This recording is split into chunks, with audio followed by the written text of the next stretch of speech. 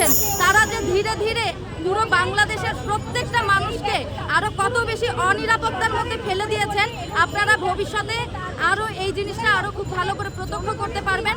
ফলত আমাদের পরিষ্কার বার্তা হচ্ছে, বাংলাদেশে নৃশংসতা সহিংসতা আমরা আর দেখতে চাই না।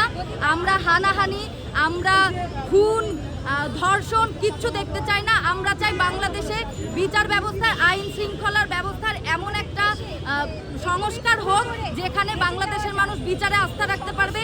এই ধরনের সহিংসতার ঘটনা ঘটলে বিচার হবে, যেই দৃশ্যমান বিচার আসলে বাংলাদেশে এই ধরনের ঘটনাকে থামানোর জন্য, কমানোর জন্য সবথেকে বেশি কার্যকরী বলে আমরা মনে করি।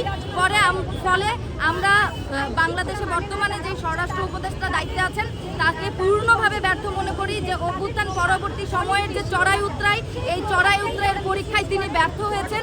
তিনি একটি ঘটনার কোনো দৃশ্যমান বিচার বাংলাদেশের মানুষকে দেখাতে পারেননি যেখান থেকে এই ধরনের নৃশংসতা একদম মাঠ পর্যায়ে বন্ধ হওয়ার কোনো একটা আশঙ্কা, আমরা কোনো একটা সম্ভাবনা আমরা দেখতে পারি। ফলে অবিলম্বে এই স্বরাষ্ট্র উপদেষ্টার দায়িত্ব ছেড়ে দেওয়া উচিত এবং বাংলাদেশের আইন শৃঙ্খলা পরিস্থিতিকে যত দ্রুত সম্ভব সেটাকে আবার রেস্টোর করে আমাদের যে নাগরিক নিরাপত্তা সেটা নিশ্চিত করা দরকার।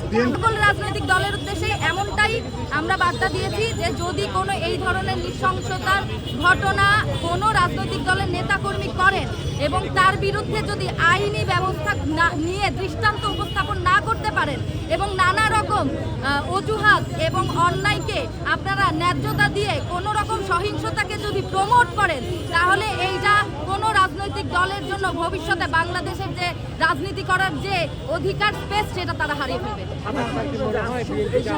বর্তমানে যেই রকম পরিস্থিতি চলছে, আমরা একটা উত্তরণের সময়ের মধ্যে আছি।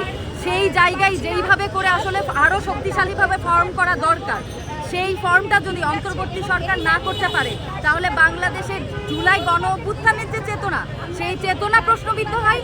যারা জুলাই গণ অভ্যুত্থানের চেতনাকে ধারণ করে বলে দাবি করে বাংলাদেশে বর্তমানে দায়িত্ব নিয়েছে, তাদের সদিচ্ছা প্রশ্নবিদ্ধ হয়। ফলত বাংলাদেশের জনগণের পক্ষ থেকে আমরা বলতে চাই যে আপনারা যদি নিজেদেরকে জুলাই অভ্যুত্থানের প্রতিনিধি বা জুলাই অভ্যুত্থানের ধারক বাহক হিসাবে দাবি করেন, তাহলে অবশ্যই আপনাদেরকে বাংলাদেশের জনগণের সার্বিক নিরাপত্তা অধিকার নিশ্চিত করতে হবে। যদি সেটা আপনারা না পারেন তাহলে বোঝা যাবে যে আপনারা জুলাইয়ের চেতনাকে বুঝতে পারেন।